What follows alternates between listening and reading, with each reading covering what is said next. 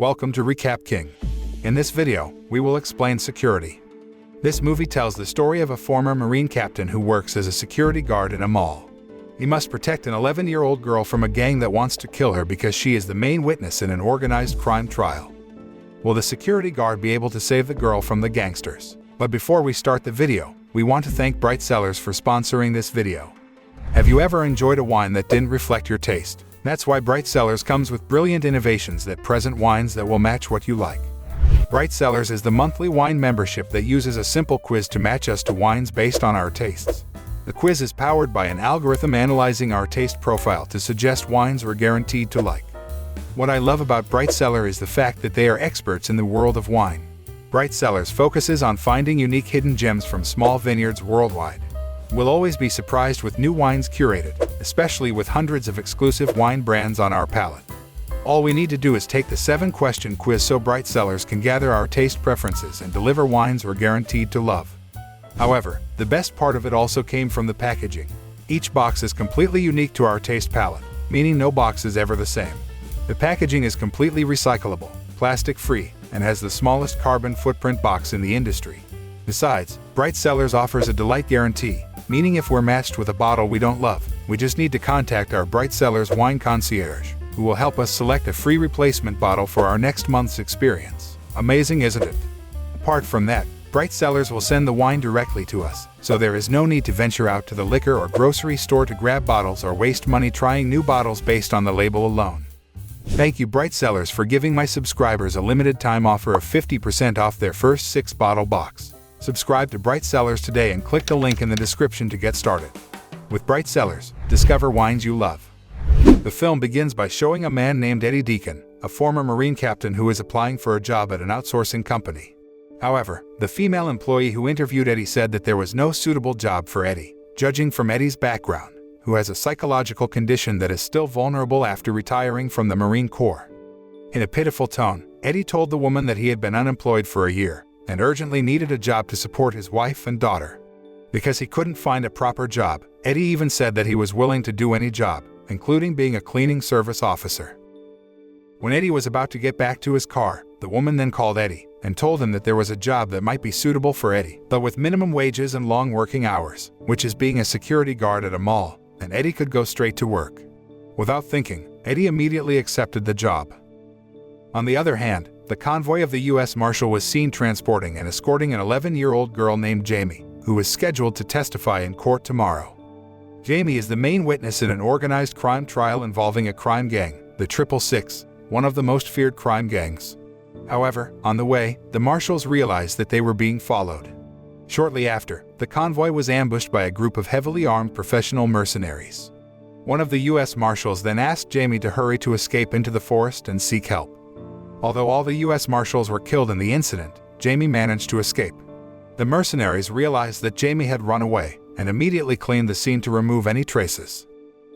Turning to Eddie, who seems to be still traumatized by his past as a soldier, Eddie then called his wife and told her that he got a job as a security guard. Eddie also did not forget to send his greetings to his beloved daughter, whom he had not seen for a long time. Eddie then headed to the mall to get to work, where he was immediately greeted by a man named Vance, who was the senior security guard there. Vance then introduced Eddie to his 3 other colleagues, Ruby, Mason, and Johnny, who greeted Eddie quite kindly. The mall's security system was slightly compromised, and Vance assumed that the problem was caused by bad weather. Vance then gave Eddie a security guard uniform and immediately showed him room by room in the mall. Eddie wondered why the mall could be guarded by 5 security guards when it was closed. Vance explained that at the mall, there had been a robbery that killed dozens of people. Vance also tells that gangsters control the city, so that crime often occurs. Vance is known to have secretly fallen in love with his co-worker, Ruby, a woman who likes to drink. Eddie finally got to work, and as he wandered around, he saw Jaime banging on the mall doors, begging to be let in. Without thinking, Eddie then opened the door, letting Jaime in, who was in a hysterical state until she finally collapsed unconscious. Eddie then laid Jaime on the couch while Vance tried to call the police. But strangely, they didn't get a phone signal at all, and the phone line was also disconnected. Not long after, a man named Charlie then came to the mall and claimed to be Jaime's father and was looking for his daughter's whereabouts. Without the slightest suspicion, Vance then ordered another security guard to come down and take Jaime. However, Eddie seems suspicious of Charlie because Jaime looked so hysterical and scared that the little girl is probably trying to run away from an evil father. Eddie then asks Charlie about Jaime's traits. When Jaime is brought downstairs to meet Charlie, the girl screams hysterically, terrified at the sight of Charlie, so she rushes off. Seeing this, Eddie forbade Vance to open the door for Charlie. Charlie is actually not Jaime's father. He is the leader of the mercenaries who attacked the U.S. Marshal's convoy and planned to capture Jaime. Charlie disguises himself as Jaime's father to gain access to her. Charlie then offers Vance some cash to hand Jaime over to them. Vance seems interested in the tempting offer, so Eddie is forced to hit him.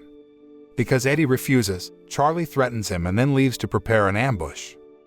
Charlie then explains his plan to the mercenaries, which is to surround them from all sides, set a perimeter, and disable their car.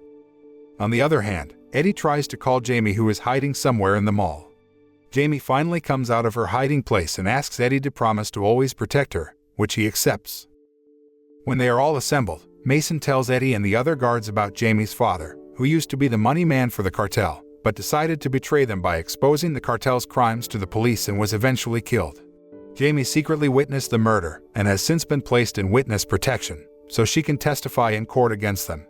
Upon hearing the story, Eddie then places Jaime in a storage room to keep her safe, but still keeps in touch with her over the radio.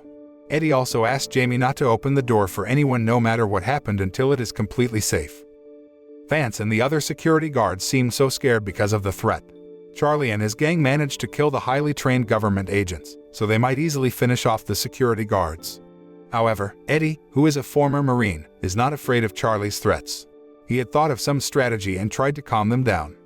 Eddie and the other guards then make homemade bombs and various other traps to defend the mall and protect Jaime.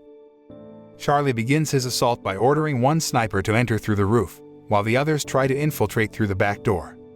With the help of Vance and the others, Eddie manages to kill several mercenaries. However, the sniper managed to break into the mall building and attack Vance. Luckily, Ruby arrived just in time and saved him. Charlie then withdrew his troops and ordered them to clean up the crime scene before starting the next attack. Eddie and the security guards then devise a defense plan by having Vance, Ruby, and Mason stand guard at every entry and exit of the mall, and ask Johnny to signal any patrolling police passing by using a flashlight. Not long after, Jaime came out of hiding and said she wanted to help. On the other hand, Charlie and his squad managed to infiltrate the mall with the help of their flagship hacker. Jaime then sends Charlie a drone, trying to distract him and his gang by revealing a location that Eddie had prepared to attack them. Charlie then orders his henchmen to go to the location while promising to give some money if they manage to kill Jaime, and threatens to kill their family if they don't. The soldiers finally get there, and one of them dies due to a trap that Eddie has set. Ruby tried to fight back by shooting arrows and managed to hit one of them. But that was nothing to the mercenaries who had been trained in the battlefield, so they counterattacked and seriously injured Ruby. Mason manages to kill two of them with the traps and homemade weapons Eddie had prepared, and then he retrieves their rifles. Through the walkie-talkie, Eddie checked on his co-workers and seemed relieved that they had all survived. Eddie then asked Mason to stay where he was, while he would retrieve the rifle. However, the mercenaries found out about Eddie's whereabouts and attacked him, so Eddie had to escape. A police patrol car was seen heading towards the mall and stopped right in front of the entrance. Johnny tries to do his job, but his flashlight goes out, so Johnny gets out of there to alert the police. However, his attempt was spotted by a sniper on the roof of the building, who shot Johnny dead before reaching the police patrol car. Eddie then asked his co-workers to gather at the toy store. Eddie manages to bring down one of the mercenaries and grabs his gun, then kills the other mercenaries who are guarding there, where his action is apparently being watched by Charlie through a CCTV camera. Vance and Ruby come out of hiding, but they are attacked. Ruby rushes to save Vance, asking him to flee immediately. At the same time, the mercenaries who had found out about Mason's whereabouts then tried to kill him. However, Eddie arrived just in time and managed to kill them all. Eddie and the others managed to get to the toy store and hide there. Charlie, who witnessed the whole incident, became very angry and decided to intervene himself to kill them all. Ruby finally died because the injuries she suffered were very severe. Vance seemed so devastated by the loss of the woman he loved and also who had saved his life. Eddie then asks Jaime to hide, and gives her a doll which has a weapon hidden inside. Jaime then tells Eddie about her life that has been haunted since her father's death, because the 666 were after her. Eddie seemed sympathetic and apologized to Jaime for not understanding the situation. But Eddie will keep his promise to protect Jaime, and once again refuses Charlie's offer to hand the little girl over to him. Meanwhile, Mason sees the U.S. Marshal's car arriving in front of the mall. On the other hand, Eddie sees a suspicious van that turns out to be Charlie's radio van, where the mainstay hacker is on duty to accommodate the mercenaries' attacks. Eddie suspects that the hacker has blocked the signal so they can't use the phone. Eddie intends to go out the back door to meet the U.S. Marshals and ask Vance to stand guard in front of the toy shop. However, after Eddie leaves, the mercenaries manage to break into the toy store and Vance engages in a fierce firefight with them. On the other hand, the U.S. Marshals ask Eddie to kneel down and point a gun at him, but Eddie says that he is not Jaime's kidnapper and just a security guard. Eddie then motions for Mason to take Jaime to the U.S. Marshals, but in the process, Eddie sees the 666 tattoo marks on their necks and makes Eddie realize that they are part of the criminal gang that is trying to fool Eddie by posing as federal agents. On the other hand, Mason, who had already come out of hiding with Jaime, had to face the attack of the mercenaries and was shot dead. However, Jaime managed to escape.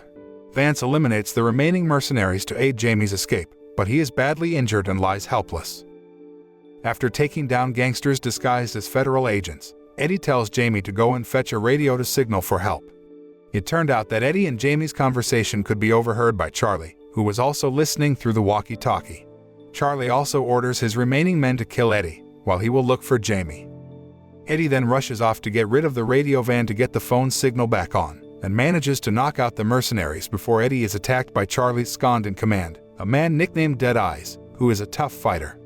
The two of them engaged in a fierce battle, but Eddie was finally able to subdue him after a long fight, and rushed to escape in a motorized trike in the mall and then used it to crash into the radio van. Dead Eyes tries to attack him again, but Eddie can kill the man using the gun Vance had in his car, which Vance had previously informed him of before Eddie carried out his plan. Eddie also managed to shoot the sniper guarding there, killing him, although Eddie also got shot several times. Meanwhile, Charlie stalks Jaime at the mall and tells the little girl how he too was abandoned by his father, and offers to look after and care for Jaime in exchange for her silence. Jaime had managed to escape, but Charlie managed to find her hiding place and then caught her. Just as Charlie is about to kill Jaime, Eddie emerges staggering and injured. Charlie then tells Eddie that he should just take the money and go away, so his co-workers don't die in vain.